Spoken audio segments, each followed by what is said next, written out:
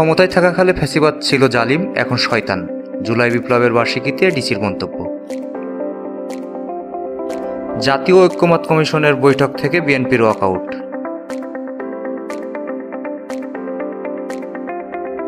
Ayatollah Ali খমেনিকে হত্যার হুমকি দিলেন ইসরায়েলি প্রতিরক্ষামন্ত্রী।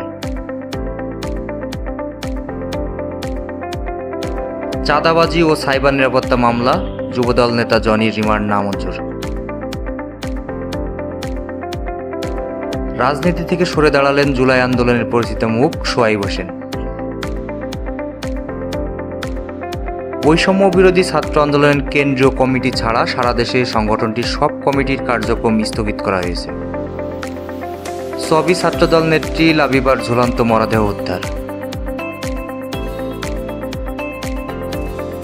যশোরে অচেতন অবস্থায় অজ্ঞাত নারী উদ্ধার।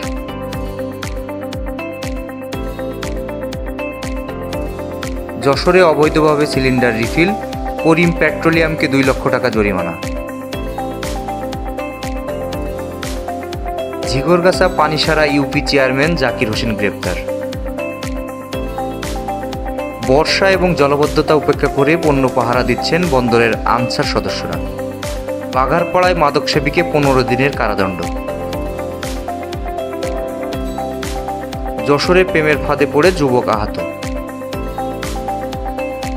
স্বপ্নভূমির সাথে থাকার জন্য আপনাদেরকে ধন্যবাদ।